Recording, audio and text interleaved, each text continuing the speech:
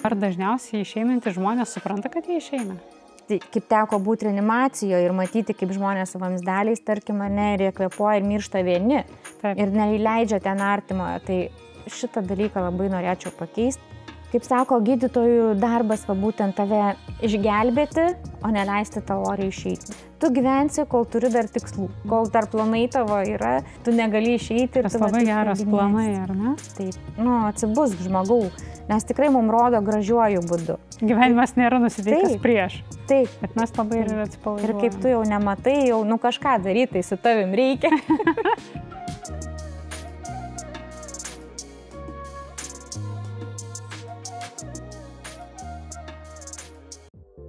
Patinka mūsų turinys? Pasiimk piniginę ir ateik mokytis čia www.lina.lt. Alma, kaip reikėtų jūs vadinti? Ar mirties dūla? Koks tikslus pavadinimas? Šiaip tai yra sielovadininkas, dvasinis asistentas, dvasinis palydėtojas, tai gal kadangi labiau jeigu su studijom ir su specialybė, tai sielovadininkas man yra pats tas. Aš nesidomėjau, bet yra tokios studijos? Taip. Iš tikrųjų, ar ne? Taip, o ko jos moko? Sielovadinės rūpybos, tiesiog egzistencinės psichologijos, to pačio bendravimo.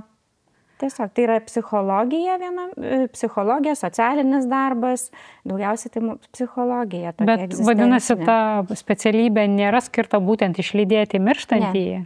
Tai gali būti ir su senai žmonėm rūpyba, ar ne? Ir vaikai, ir seneliai praradusiems gyvenimo prasme, tarkim, ar nepasimetusiems gyvenime. Tiesiog visiems, kam reikia sielos pagalbos, kaip aš sakau, pasiklydusiems keli, kaip klausdavo, ką tu veiki, tai kaip aš sakau, tiesiog padedi atrasti gyvenimo prasme, pamatyti tą baltą tašką juodame fone.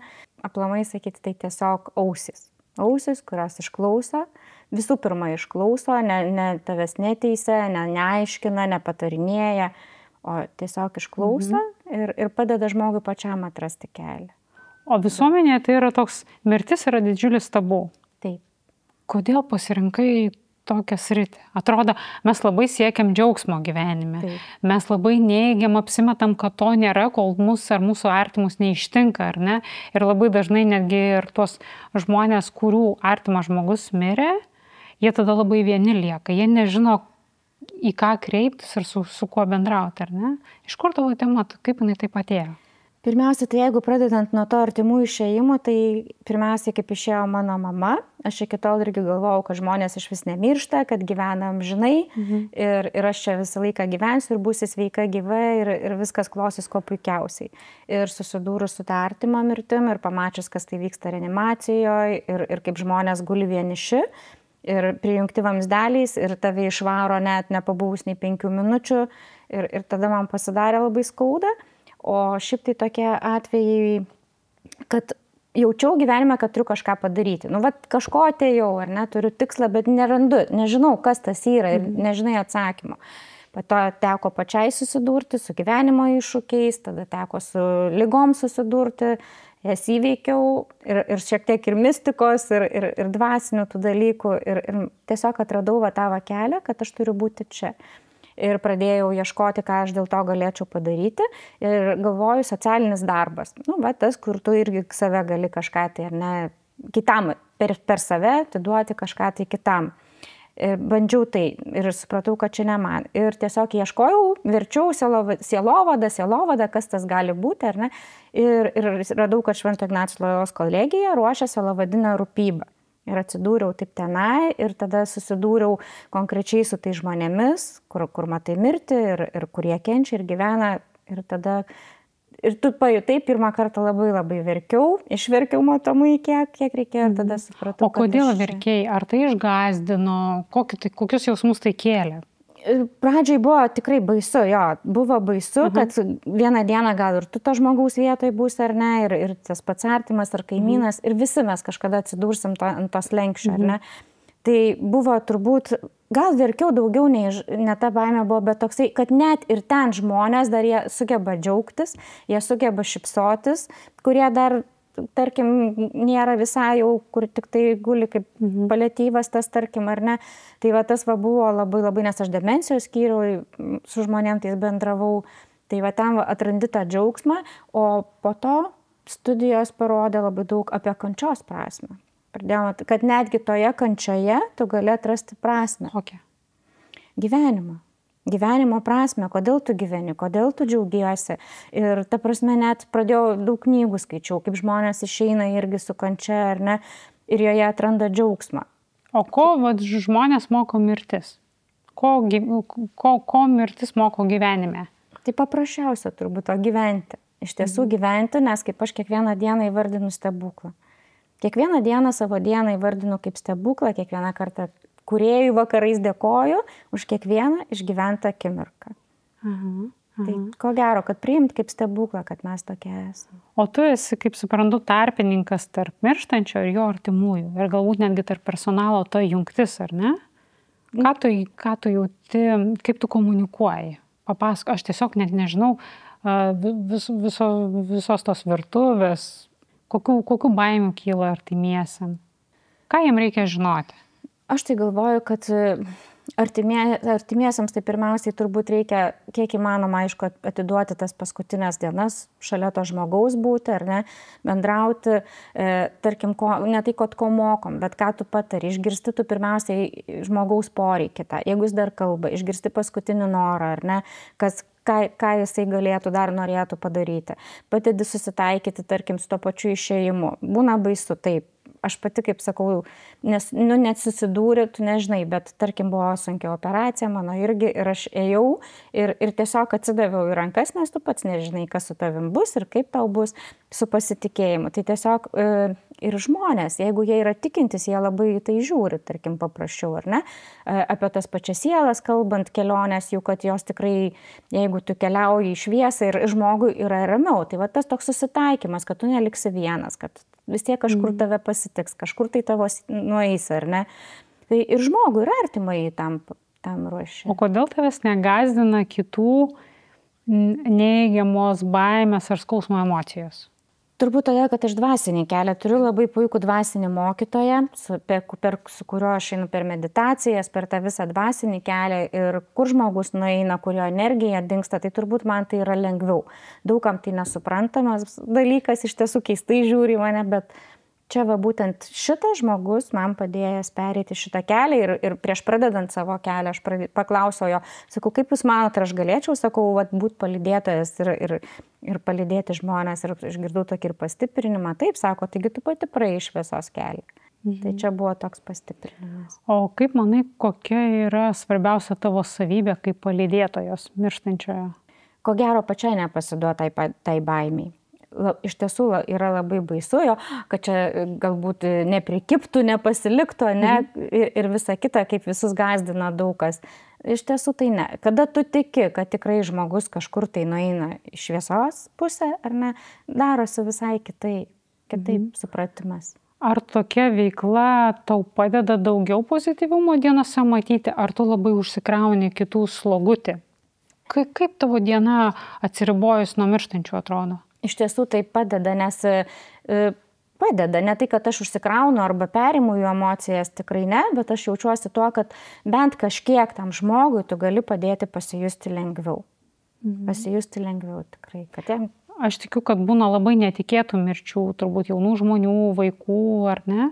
Kaip tu padedi išgyventi tai turbūt jų artimiesiam, arba kai išeina tas momentas, ar ne? Kaip tu tarpininkauji? Ačiū Dievui, kad šitų neturėjau. Nei su jaunu žmogum, nei su vaikais neteko susidurti.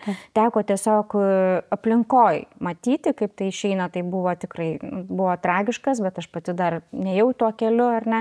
Tai tiesiog kaip artimasis, aš stovėjau, tai buvo mano artimos draugės kūdikio mirtis ir aš tiesiog nežinojau, ką jai pasakyti, tai tiesiog stovėjau ir laikiau stipriai už rankos.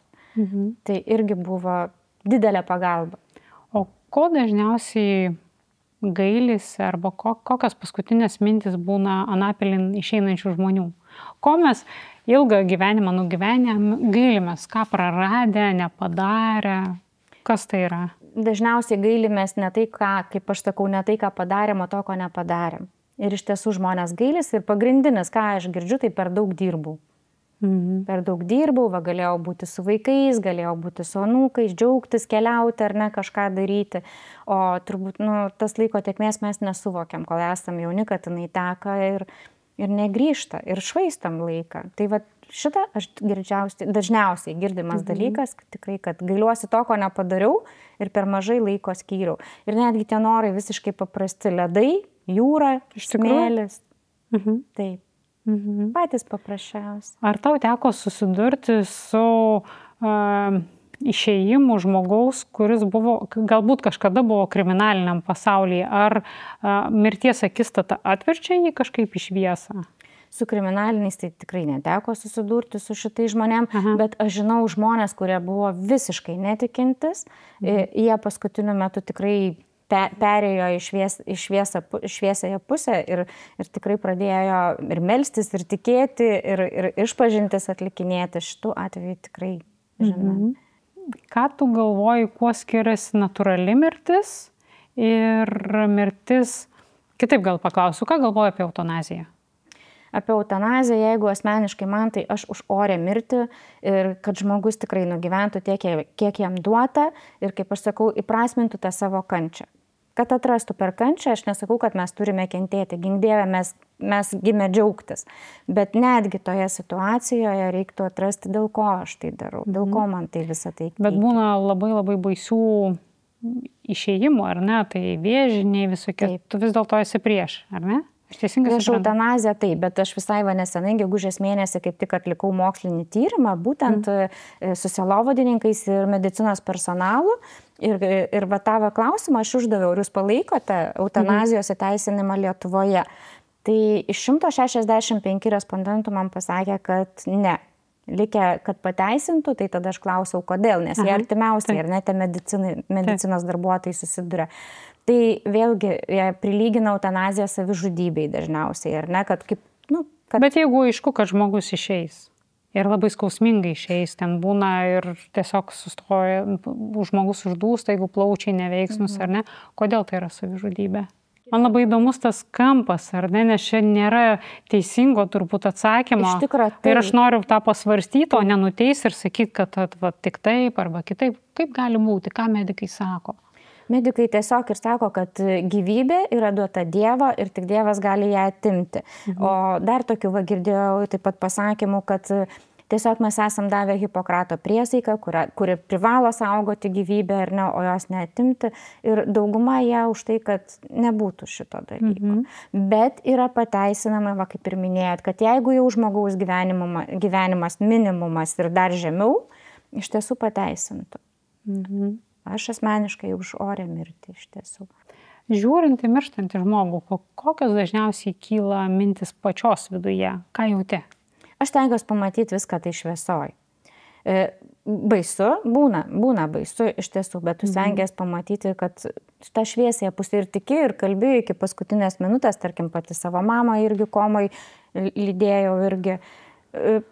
Gal kaip artimas žmogus kitaip, o kaip svetimas truputėlį būna tas toks jausmas. Ar tu viską padarai, ką galėjai? Ar tu iš savęs klausia, ar tu tikrai padarai viską? Taip.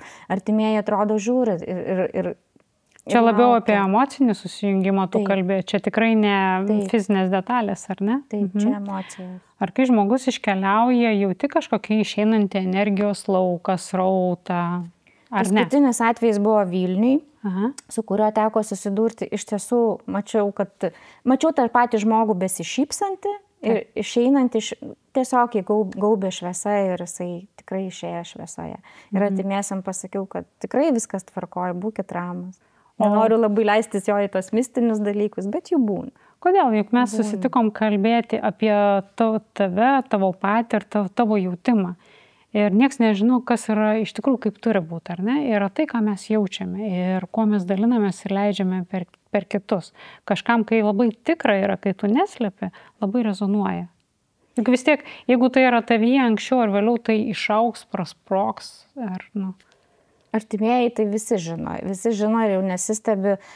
Iš tiesų, kai pradėjau gilintis šitus dvasinius dalykus ir dar iki tol, kai pradėjau eiti, kodėl galvoju, veda mane iki čia, ar ne, visas šitas kelias.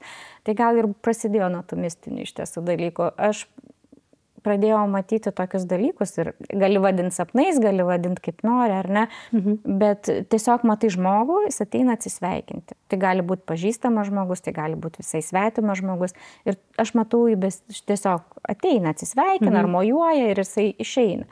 Ir iš tiesų tarp 3-4 mėnesių to žmogaus nebelieka šiame pasaulyje. Tai turbūt to negali artimai aplinkai sakyti ir spėti negalima, ar ne? Kaip pati elgdavaisi tuo atveju? Iš tiesų, tai aš mačiau, kaip mano močiutė mirė. Aš po to mačiau ją didžiuliame ekrane su baltai juoda suknele, ar ne? Ir maždaug po pusės metų mano mama ištiko ją insultas, buvo jai koma.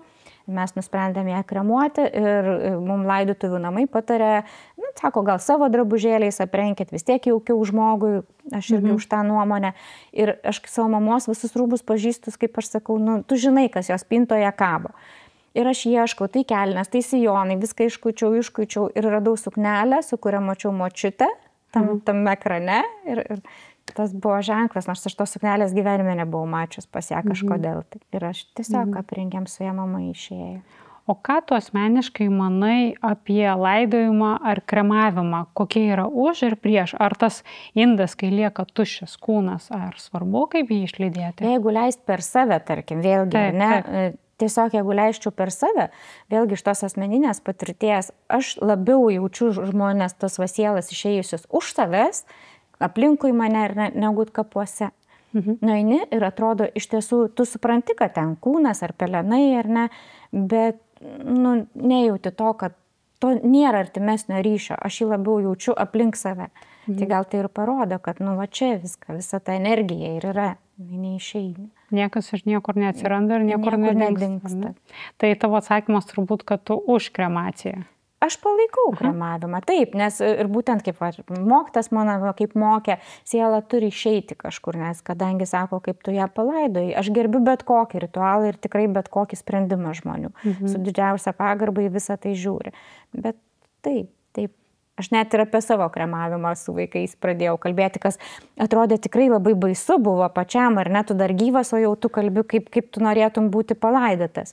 Bet būtent tai ir reiktų daryti, kol tu esi gyvas. O kaip tavo šeima reaguoja į tokią, atrodo, labai netikėtą veiklą, labai nestandartinę? Aš labai džiaugiuosi, vyras tai mane palaiko, tikrai džiaugiuosi, kad turiu ir sūnus tie, kurie supranta ir palaiko, nes jie patys eina panašu. Ne tai, kad panašu, bet tiesiog irgi to dvasinio keliu. Tai tikrai palaikymą turiu ir džiaugiuosi. O jeigu taip norėsiu, nežinau, aš tikiuosi, kad tas klausimas nenuskambės nekorektiškai, nes jis tokios užmačios neturi, bet jeigu norėsi būti, tarsi prisiliesti prie tų sielų, kodėl pasirinkai mirti, o ne žmogaus gimimą? Nes juk ir yra, kurie pasitinka ir lyg ir džiaugsmingesnis įvykis, ar ne? Galbūt todėl, kad mirtis irgi savotiškas gimimas. Savotiškas gimimas. Tik kitoje plotmėje, kitoje erdvėje. Tu esi antra pašnekovė, kuri sako šitą frazę. Pagilink, prašau, paaiškink, ką turiu omeny. Tai būtent, kad perėjimas tas į kitą pusę, į tą kitą pasaulį ir vėlgi tas gimimas, sielos gimimas. Jeigu kaip, nežinau, kiek domisi žmonės, yra sielos kelionės, tos labai puikiai žinomos visos knygos, ar ne, kaip gimsta siela ir jinai toliau keliauja. Atlieka savo darbą čia žemėje ir keliauja toliau. O kuo skiriasi siela nuo dvasios? Aš kaip manau, ar ne, tai dvasia yra ta gyvenimo energija, kuri mums duoda, ar ne? O siela tai ta dalelė. Iš tos vienos dvasios yra siela dalelė. Tas dvasios dalelė, kur mes... Tas lašas iš jūros, taip, ar ne? Taip, ir po to sugrįžtam visi į tą patį katilą. Jau šią vasarą lean.lt puslapyje online seminarai, kurie keičia žaidimo taisyklės. Ką paprastai iš aplinkinių girdi apie savo veiklą? Kokias baimės? Ką tau sako? Nes aš labai noriu, kad šitą interviu žmonės pamatytų per baimę. Nes prieš tave kalbėjau tiesiog bendravau su moterim, kurie eina, pavyzdžiui, į ligoninę, kur yra vaikai savanoriauti, niekieno vaikai. Ir mes kalbėjom, kad žmonės galbūt bijo ateiti, ne todėl, kad jie stokojo laiko, bet jie tiesiog bijo. Ir aš įsivaizduoju, kad mirties tema irgi tokia labai apipinta mistiniais dalykais, baimėm. Ir toks mes galime atsiriboti. Tai Ypač ką baimė. dažniausiai girdi, papasakok, Tai va, tas pasidalink. toks ir yra, galbūt, kad užsimerksiu ir manęs nematys. Taip. Manęs nepalies, aš pabėgsiu ir taip ir todėl turbūt va ta baimė. Ir mes bijom matyti. Bijom labiau gal matyti ne tai, kad tą kenčiantį žmogų ar sergantį ir tos ligoninės nėra tikrai pati nuostabiausia vieta, ar ne? Mes bijom gal save perkelti į jo vietą, ar ne? Būtent mes dažniausiai, ko gero, mano nuomonė, kad bijome taip atsidurti to žmogaus vietoje ir galvoju, jeigu aš nematysiu, tai manęs tas nepalies, ar ne? O kas liečia to žmonės, kurie supa mane, tai aš tarp tų žmonių, kurie visi mane palaiko, iš mano ir artimųjų, ir draugų, ir kolegų, ir, kaip aš sakau, studijų, nes tai visi žmonės yra, kurie eina per dvasinį kelią, per kitokią prizmę eina. Ar tu pavadintum save stipria? Taip. Nes aš galvoju toks vidinės stiprybės, nes išoriškai tu labai moteriška, švelni, gal netgi dabar šiandieną kažkiek ir žinau, kad pirmas interviu sunerijomusi, ar ne, bet viduje tavyje jaučiasi tas stuburas. Stiprybė. Taip, aš galėčiau taip pasakyti. Nes vyras dar, kaip minėjo, sako, jeigu reiktų, tai ir tanką rankom surinktum. Surinktum. Nevairuotum, bet surinktum. Šitas geras. Kaip tu manai, kaip pati labai pasikeitė? Kiek laiko šitoje veikloje esi? Ir ką veikiai prieš tai? Nepilni metai laiko. Prieš tai aš atlikau tą patį darbą, tik su mažais vaikais. Taip mano karjera, kaip pasakau, prasidėjo darželį, nuo mažų vaikų, po truputėlį augo, tada jau buvo mokyklinukai. Visada labai su žmonėm, ar ne? Taip. Kontaktinis tavo tas darbas labai. Tai nuo mažų vaikų iki didelių vaikų ir po to, kaip aš sakau, pasaulis sukasi spiralės ritmu ir apsisukau ir vėl grįžau prie tų kitokių mažų vaikų. Tai kaip tave šitą veiklą pakeitė? Kaip tu manai? Turbūt sustiprina. Sustiprina, man būtent atradau tą gyvenimo džiaugsmą, vertinį kiekvieną, nes iš tiesų iki tų savo įvykių, tų tokios transformacijos stiprios, tai atrodo, tu žinai medį, tu žinai paukštį, jūrą, ar ne, ir tu suvoki sąmoningai, kas tai yra, bet tu nejauti to. Ir aš turbūt prieš metus, kai prasidėjo tas kelias, aš nuvažiavau prie jūros ir sakau, aš matau jūrą. Ir aš iš tiesų pamačiau jūrą, aš išgirdau paukščius. Ne jinai yra, bet aš matau, ar ne? Taip, aš matau, aš girdžiu. Taip, tarp to, kad yra ir tarp to, ką aš matau ir jaučiu, atsirado tikrumas. Ką aš girdžiu ir su kuo susiduriu, visi labai mėgsta vaikystę, bet senatvės bijo ir netgi tam tikrais atvejais jau tokia vėlyva senatvė, senoliai kelia galbūt tokį pasidygėjimo jausmą. Ar tu esi susidūrus ir kodėl tavyje tai neužgimė? Nes mes labai šalinamės asocialių žmonių. Taip. Ar ne, mums pasidygėjimo jausmą kelia. Taip. Ir senatvė mums dažnai kelia pasidygėjimo mirtis irgi. Kodėl tau tai nėra? Buvo. Praėjau ir šitą kelią. Man labai gražus tavo atvirumas, tikrai. Tikrai susidūriau ir pati atrodo, ir čia gal smirda, čia gal murzinas, gal čia taip. Iš tiesų praėjau. Ir šitas kelias vėl jisai tau davė to žmoniškumo. Visi mes esam vienodi. Visi esam žmonės. Tu tik tai žiūri iš tos kitos prizmės. Ir atrandi jam kažką gero. Gal negali, gal neturi, gal jo nieks nenuveda. Ir nieks neparodo. O gal žmogui tiesiog to reikia. Jis pasirinko tą kelią. Ir nereikia jo gelbėti, ir nereikia jo vesti, nes jisai turi praeiti šitą kelią. Ir tada atsiranda tas toksai visai kitas požiūris. Ir atsimenu, vis augdavau toksai, buvo žmogus pas mus neįgalus, ar ne, Kaune. Aš jį praktiškai nuo vaikystės mačiau, kaip aš augau, o jisai brendo, ar ne. Ir visai nesenai aš susidūriau su juo troleibuse. Jisai atsisėdo šalia manęs, irgi su to pačiu kvapu, tarkim mane, ir vietoj to, kad pabėgt, aš sėdžiu ir aš suprantu, kad aš nebejaučiu nei to blogo kvapo, nei ten jo susivėlusių plaukų ar dar kažko tai, bet labai keista buvo, kad tas žmogus mane augime lydėjo, tarkim, ir aš su juo susidūriau, kad jis atsisėdo šalia ir buvo man dar viena pamoka, kad jį priimti tokį, koks jis yra. Tu sugebi už viso to pamatyti žmogų, ar ne? Taip, tik žmogų. Taip. Vadinasi, gebi labai viską nuimti ir matyti tą kažkokią šviesą ir gražų dalyką, ar ne? Taip. Kas yra kiekvieno esmė, širdis. Taip, tik šviesi pusė ta, kur yra žmoguje. Nes nei aš jį pažįstu, kaip aš sakau, nei aš jį žinau. Teist, tai yra pirmiausia. Ar susiduri su tokiom situacijom, jog kadangi žmonės bijo mirties, jie netgi vengia kažkaip būti šalia savo artimo mirštančio tėvų, Taip. Ir kaip tada reaguoja tas mirštantis, išeinantis? Kad išeinantis, tai jisai gal ir ilgėsi, bet jis nepasako, ar ne, kad man reikia ten ar sesės, ar brolio, ar mamos, tėčio, jis nepasako. Mes iki paskutinio nemokam? Nesako žmonės. Tiesiog jie galvoja, kad aš esu našta kažkam, tai galbūt nenorės, kažkam tai baisu, taip. O artimi žmonės irgi turbūt galvoja, gal ligoniniai kažkaip netai baisu, nors iš tiesų, sakau, susiduriu su tokiom nuomonėm čia, tokiu priešišku, kad tikrai mes artimieji jau visi čia atvažiuos ir padės, duok Dieve, kad jie atvažiuotų, kad jie būtų ir kad jie tikrai tą žmogų palaikytų. Bet yra kitai. Papasakok, prašau, istoriją, kuri labiausiai tave palietė ir kodėl? Labiausiai buvo toks irgi vienas, kaip aš sakau, iš tų stebuklų žmogus, irgi visai nesenai išėjęs, onkologinė liga sirgo, vyras, pakankamai jaunas, dar sakyčiau, brandaus amžiaus, ar ne? Ir aš nuvažiavau pas tą žmogų jau į namus ir žmona perspėjo, kad jis nebekalba, kad jisai tiesiog guli, ar ne, bet to ir skauda žmogui, ar ne, nereaguoja. Ir taip įėjau ir ta žmona sako, pažiūrėk, sako, pas tave kiek moterų šiandien atėjo, sako, aplankyti, aš su kolegė dar buvau. Ir tas žmogutis atsisuko ir jisai nusišypsojo ir sako, labas. Ir žiūri žmona ir nesupranta, kas čia buvo, sako, kas čia ką tik įvyko. Ir aš supratau, kad neilgai jo kelionė šią žemėje bus to žmogaus. Taip ir įvyko, bet va, tas stebukliukas atrodo, labas, sako. Visada tarsi yra viltis, ar ne? Taip. O jeigu žmogus išeina namie ir jis yra apsuptas šeimos narių, koks motyvas yra pasikviesti tave? Kodėl? Gal daugiausiai tie, kurie negali laiko turbūt skirti, ar ne? Tai kad tas žmogus neliktų vienas, bet kaip aš ir sakau, tikrai mes ne medicininio išsilavinimo ir tikrai aš jo neturiu, bet tas pabuvimas, palaikymas, nes yra pasakyta, kad gimstam ir mirštam vieni.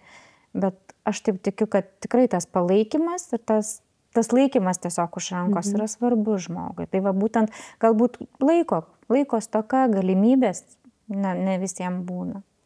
Ar tu susiduri, kad žmogui prieš mirtį reikia labai išsisakyti?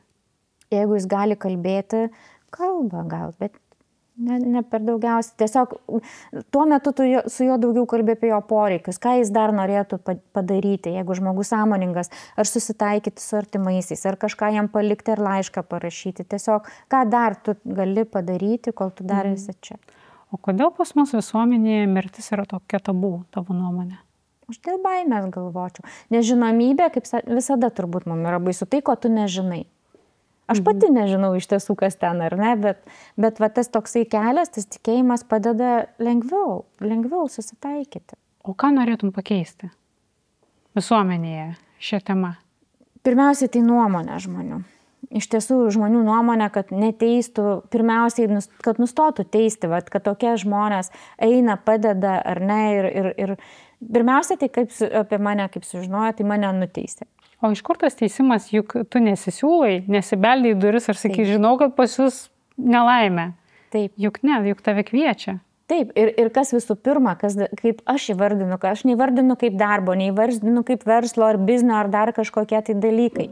Tai nėra darbas. Aš dirbu slaugos namuose, kur tu matai senelius, ar ne, aš keliauju per slaugos namus ir matau mirštančius žmonės, paliatyvios pagalbos skyriuje, ar ne, susiduriu su tais. Ir tai niekas už tai tau nemoka pamėgų. Aš iš to neuždirbu nei cento. Tai yra tiesiog tarnystė, kuriai tu save atiduoti. Aš manau, kad šitoj vietoj turbūt nėra gėdinga uždirbti, nes mes kažkodėl turim tokį įsivaizdavimą, kad kas susiję su emociniais dalykais turi būti dykai. Bet mes visi turbūt norim valgyti, mes norim vaikus išleisti į būrelius.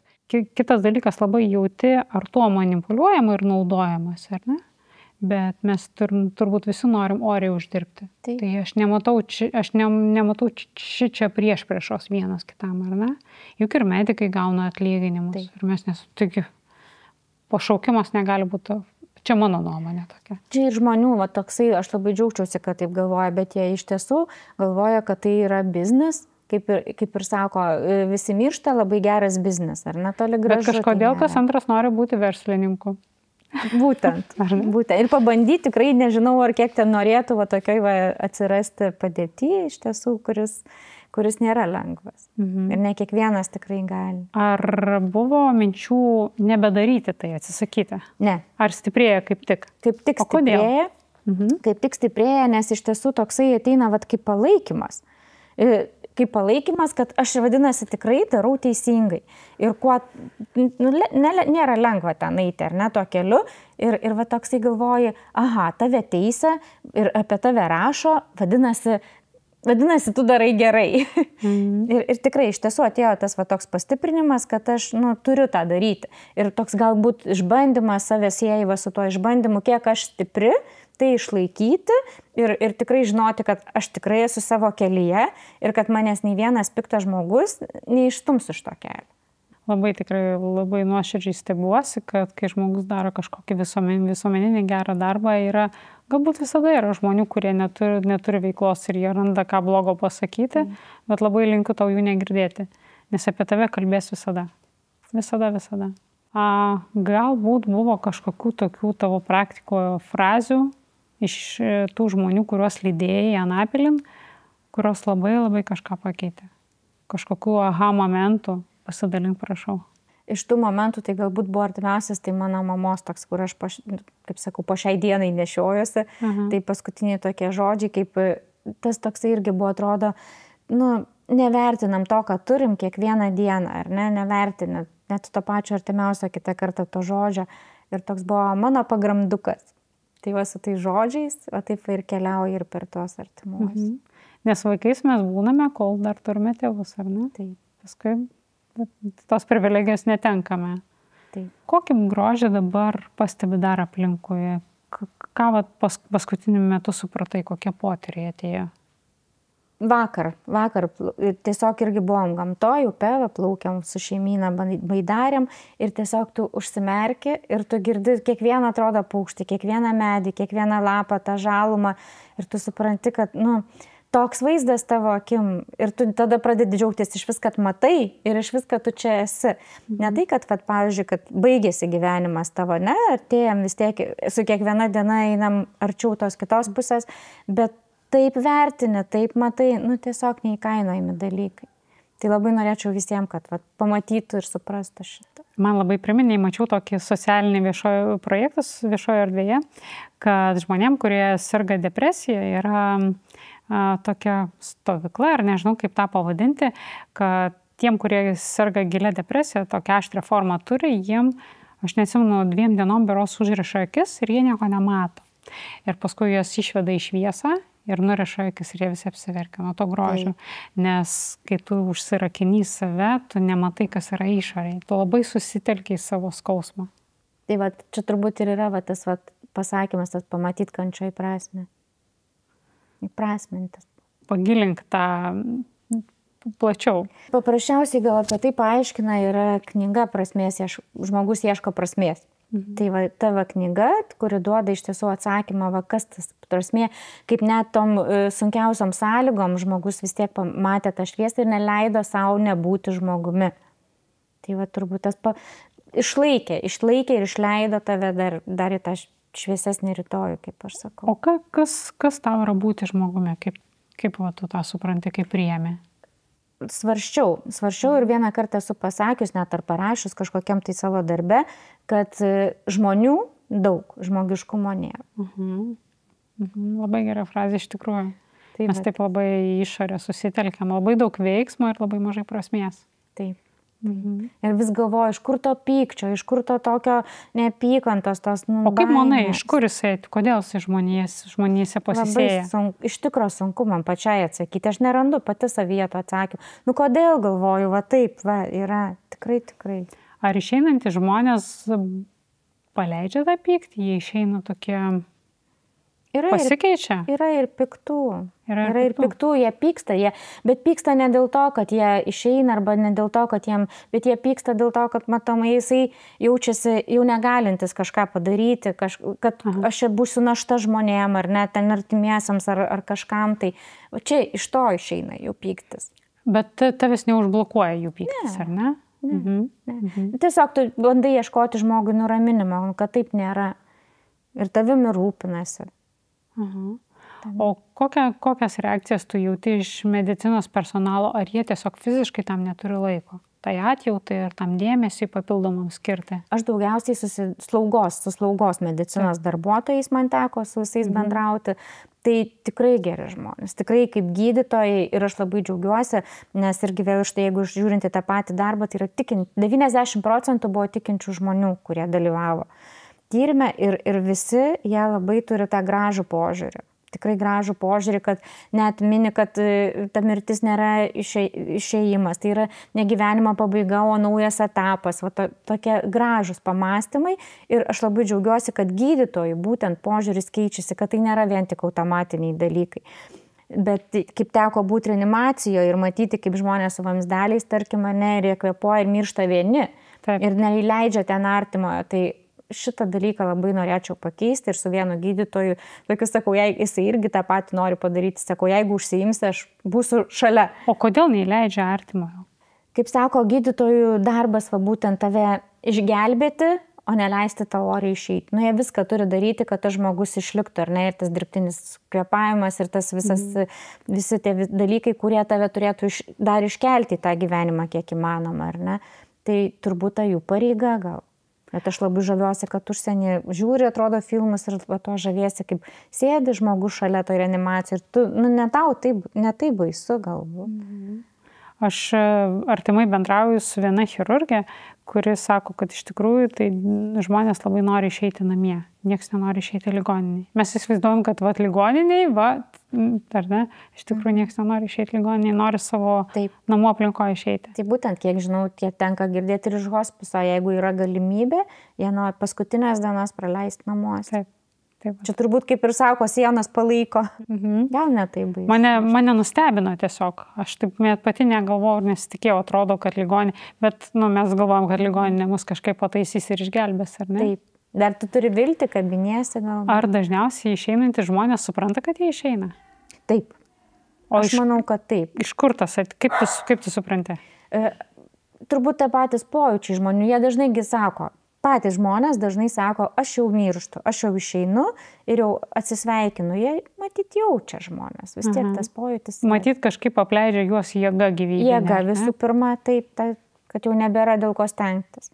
Nors, kaip sakom, kad tu gyvensi, kol turi dar tikslų. Kol turi dar ką, kol dar planai tavo yra, tu negali išeiti. Tas labai geras planai, ar ne? Taip. Kokie tavo artimiausi planai? Oi, žinokit, aš turiu susirašiu 100 metų.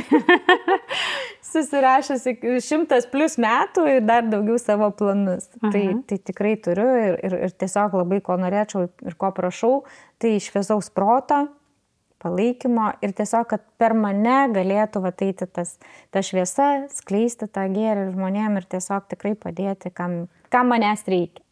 Mes laidoje turime tokią rubriką, kai pašnekovas užduoda sekančios laidos pašnekovų klausimą. Tai tau atėjo iš Amando Paulausko klausimas. Ką jam reiškia tyla? Daug girdi visko. Tyla kalba garsiausiai. Jeigu klausysi, tai iš tiesų tyla kalba garsiausiai. Netgi kartais skiriu meditacijai, tam laiko, užsidegi žvakę ir tu tiesiog klausai. Klausai, ką tau bando kažkas pasakyti, ar ne? Lygiai, bet turiu mėgstamą katedroj Kauno vietą, aš ten į kamputį nueini ir tu tiesiog klausai. Tiesiog aš tavęs klausau, užmerkiu akis ir tiesiog klausaisi. Tai tikrai tyla daug pasako, labiau negu žodžiai. Tyla kalba tūriais, ar ne? Taip. O sakyk, koks tavo bus klausimas kitam mūsų pašnekovai? Gali pagalvoti, neskubėti. Kad gal yra kažkokia tema, kuri tau labai gyva ir ko tu norėtum paklausti kito žmogaus? Turbūt ko gero, tas irgi būtų, kas jam yra prasmė, kas yra gyvenimas. Kur atranda tą savo tikrai gyvenimą? Kame?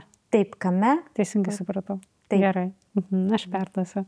Kaip žmonės gali apie tave sužinoti? Kaip tu skleidė, ar tai iš lūpų į lūpas? Taip.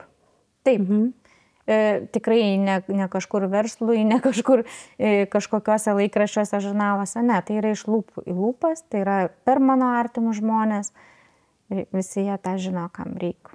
Kokia turi būti asmeninė žmogaus savybė, jog jo negalėtum priimti? Nėra tokių. Nėra tokių. O kas labiausiai dirgina tave pačią? Ko gero, va, tas toks ne tai, kad nepriėmimas, bet iš karto priešiškas nusistatymas, teisimas, etikečių klijavimas, va, tas toksai, kai tu žmogaus net nei matęs, nei pažinojęs, ar nesusiduri ir aš tau užklijuoju etiketę, kad tu toks ir toks. Tai va šitas man. Sunku su tuo. Taip. Ar tu matai skirtumą išeinančių žmonių tarp tų, kurie gyveno prasmingai ir kurie ne? Taip. Matosi, kurie gyvena prasmingai ir jaučiasi laimingi, ar ne, jie jaučiasi viską padarę. Ir tikrai tas va toks ir sako, aš išeinu ramiai, ar ne? Aš viską jau padariau. Atlikau savo pareigą ir aš išeinu. O tie kiti blaškosi? Šiaip dažniausiai sako, aš gyvenau tarp to, kaip, praėjo gyvenimas ir aš gyvenau. Čia yra va tie svertai. Aha. Tarp praėjimo ir tikro gyvenimo. Ar tu sugebi savo aplinkoje tiem gyvenantiem žmonėm, ne ligoninėse, o kad jų gyvenimas nepraeitų, o jie gyventų? Sugebi tą priminti kažkaip? Taip. Ar jie numoja ranką ir sako, nepradėjau? Ne, stengiuosi. Tikrai stengiuosi, kad jie tą darytų ir pamatytų tame prasme visame kame. O kokius žodžius renki, kokios frazės žmonės labai veikia? Artimuosius turit galvoje? Taip. Kad ir artimuosius arba draugų ratą. Pirmiausia, tai leidžiu jiem patiem spręsti kažką tai, ar ne, padaryti ir sakyti, o šiaip tai palaikymas, tiesiog palaikau. O minėjai, kad tu turi vaikų. Taip. Kokia tu mama? Čia reiktų vaikų klausti, bet aš ta mama iš tų mamų, kuris savo vaikus kaip rankinukus nešiojusi. Pas mane 3 sūnus jau suaugę, bet kol jie buvo maži, tai nešiojausi kaip rankinukus, o šiai dienai tai labai, labai visais didžiuojuosi, kad jie palaiko vieni iš mano stiprybė. Turi ryšį su jais, girdžiu, ar ne? Begalinį. Aha. Ko tave išmokė tavo vaikai? Ko gero, jie mano veidrodis. Ir tai, ką aš turi ir jie. Tai aš pirmiausia auklėju save, kad vaikai galėtų perimti tas savybės iš manęs, kad jų nereiktų auklėti. O kokie tavo didžiausi iššūkiai? Su kuo tu susiduri, asmeniniai iššūkiai kokie? Ko gero, mano tas va toks begalinis noras vis mokytis kažką. Jeigu aš sužinau, man reikia dar žodį, ir vis reikia, nori daugiau sužinoti kažką, tai viską apriepti. Smalsumas toks begalinis. O kokie žmonės tave žavi? Turbūt irgi tie ryžtingi. Nepaisant to, kad tave stums, bet tu vis tiek atstovėsi, o jeigu nustums, pargriūsi, kaip sako, žinot, žiūrėk į savo tikslo pusę, negali žiūrėti atsigulktą į tą pusę, jeigu ne, tai bent jau šliauž kažkaip, ar ne? Tai va tokie, jeigu turi tikslą, kad jo siek bet kokią kainą. O tu visada tokia buvai, ar labai pasikeitė kažkurio gyvenimo metu? Buvo tarpa, aš vaikystėje tai tikrai buvau tokia karinga, kaip aš sakau, ir kovojau už save ir ėjau toksai priekyje buvau. Po to buvo etapas. Buvo pirma santuoka, kuris šiek tiek buvo mane užgesinus. Ir paskui, kaip atsistojau vėl naujam etapui, atgimiau kaip Feniksas, kaip aš sakau. Ir grįžau į tą, kokia aš iš tiesų esu. Vėl atradau save. Tai buvo labai ilgas etapas. O kas tai lėmė, jog susitikai su savim? Ko reikėjo? Sukrėtimo tokio. Sukrėtimo, nes tikrai buvo tokių dienų, kaip reikėjo, kaip sakau, arba bėk, arba rėk. Ir va tas va sukrėtimas, kaip aš nerėkiau, bet bėgau ir atsistojau ant kojų, išlipau iš visų sunkumų. Ir buvo va tas, kad aš pati save ištempiau už pakarpos. Ar tu tiki, kad žmogus gali augti, tobulėti komforte? Gali. Nuo žmogaus turbūt nuo asmenybės priklauso. Kiek jisai gali duoti kitam ir kiek jis turbūt ima. Nes aš ką dažniausiai girdžiu, kad žmogus sako, pasikeičiau sunkiausiu metu. Buvo lūžis, tai aš todėl ir klausiu, ar mes tikrai galim augti, ar tikrai mums būtini žemės drebėjimai, kad mes augtumėm. Aš galvoju, kad galim, bet turbūt va tie va lūžiai, jie sustiprina va tavo, supurto tave, kad tikrai va tu atsibusk žmogau, nes tikrai mums rodo gražiuoju būdu. Mums viską rodo gražiuoju būdu. Gyvenimas nėra nusiteikęs prieš. Taip. Bet mes labai ir atsipalaiduojam. Ir kaip tu jau nematai, jau kažką daryti, tai su tavim reikia. Tada tikrai papurto. Tai aš viena iš tų irgi pavyzdžių. Taip, aš irgi. Taip. Kokios pačios, nežinau, ar skaudžiausios, nebūtinai didžiausios tavo pamokos? Net dabar galvoju, kokios. Galbūt ir teigiamos labai, bet tokios, kur tikrai iš esmės tave labai pakeitė. Kaip tu jas įžodintum? Tai turbūt tos skaudžiausios ir perlipimas per save, per savo baimės turbūt, va tos, kad netgi tu stačia galva gali nerti ir daryti tai, ko tu niekada gyvenime nedarei. Ir iš tiesų vanduo buvo, atrodo, mano siaubas, plauk nemoki, bet įveikiai ir tas vandens baimės, ta prasme dabar aš tiesiog nebegalvoju apie pasiekmes, kas bus, bet tu tiesiog darai. Ir tas pasitikėjimas, kad darai ir tikrai bus viskas gerai, visai kitaip keičia tave. Jeigu žinau, kad buvo darytas netyrimas, turbūt galima pavadinti tai tyrimu, kad skaitant visus ezoterinius šaltinius, Biblijas, Koraną, bet kurio tikėjimo literatūrą, kad dažniausiai buvo pasikartojama įvairiom formom pakartojama žodis nebijok. Pagrindinis dalykas, kas mus riboja, ir augimui, ir ėjimui, nebijok. Taip. Tai kiek aš nežinau, jeigu tai yra tiesa, iš tikrųjų neskaičiau, bet netikrinau tų faktų, kad vien Biblijoje 360 kelis kartus kartojasi įvairiom formom. Taip. Ta žinutė, kad nebijok. Tik taip surasi save, susitiksi su savim. Tikrai. Tai turbūt tavo kelionė labai tą atspindi, ar ne? Taip. Akis į akį su tom baimėm susiduri, tikrai. Ir jos truputėlį tada mažėja. Ir atsiranda drąsa. O ko palinkėtum žiūrovam? Žinot, kaip aš sakau, jeigu apie šitą temą kalbant, ar ne, tai kiekvienas gimimas tai jau yra mažiausias žingsnelis link mirties, ar ne? Ir visi žinom, kad visi nepabėgsi, neišvengsi, tai tiesiog, kad gyvent pilna širdim, pilna burna, kaip aš sakau, pilnu kvėpavimu ir tiesiog išjausti tą kiekvieną stebuklingą akimirką. O aš pridėsiu nuo savęs, kad ir neatidėlioti.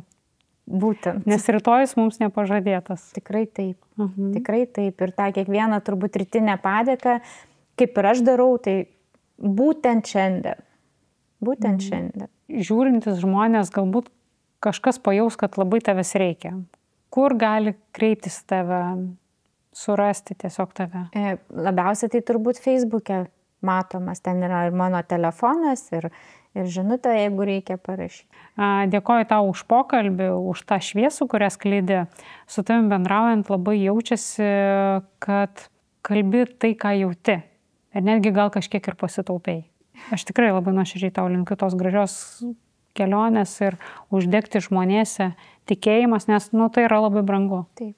Mokėjimas pamatyti už visko žmogų. Taip. Dėkoju tau. Ačiū jums. Ar buvo dalykų nepasakytų, ką norėtum pridurti? Kažko gal nepaliečiau. Gal padėkot. Iš tiesų, kaip užsiminiau apie tuos komentarus, tuos piktus, ar ne, tai tikrai tas irgi jūsų labai pastiprino, labai tie žodžiai, kad tikrai labai gerai, kad jie ten taip daro. Nes man iš karto toksai buvo, atrodo, toks skausmas, bet supranti paskui, kad čia tavo ego kalba. Taip. Ir tada... tema vadinasi labai svarbi, jeigu žmonės taip reaguoja. Mes niekada nereaguojame į neutralią temą. Jeigu jinai mūsų nerezonuoja, mes niekada nieks nesivargins pasakyti. Ir pasižiūrėjau ten visus tos puslapius, kad prie mano to straipsnio didžiausia dalis komentarų. Galvoju, prašau. Vadinasi, tikrai svarbu, jeigu skaito ir komentuoja, taip, tai buvo nelabai visokių ir palaikančių ir daugiausiai piktų. Ir tada galvoju, kodėl jūs žmonės tokie pikti, jūs manęs net nepažįstat. Aš manau, kad tas piktis ne apie tave. Čia yra jų baimės, jie apie save kalba. Greičiausiai. Mes kitiem kalbame save. Ar ne? Tai kažkur dialogai susiliečia. Taip. Kitų maitinė. Taip. Tai tikrai labai ačiū jums už tą tokį. Man dažnai sako, kad mano sofa atrodo kaip klestinti kompanija, kad mums labai gerai sekasi, kad tikrai pas mus vyksta labai daug visokių renginių, ateina daug žmonių ir tikrai kūrėme mes tą sėkmės įvaizdį. Renginių nuo kultūrinių iki edukacinių, muzikinių ir pramoginių. Mano sofos erdvėje mes netgi esame atsivežę fortepijoną į mūsų erdvę ir nekartą vyko koncertai žmonėms. Ir tai yra labai neįprastas formatas, nes ant sofų susėdus klausytis fortepijono muzikos yra kažkas unikalaus. Ir toks baldų pasirinkimo būdas yra tikrai nematytas Lietuvoje, kad būtent per renginį gali įsipatoginti ant sofos ir ją išsirinkti tarsi nejučiamis. Kartais žmogus net nepagalvoja, kad jam reikia naujos sofos, kol ant jos neatsisėda. linkiu kiekvienam žmogui sulaukti kiekvienos dienos pabaigoje tos minutės, kai jis gali grįžęs namo atsipalaiduoti ant savo pačios minkščiausios ir patogiausios sofos.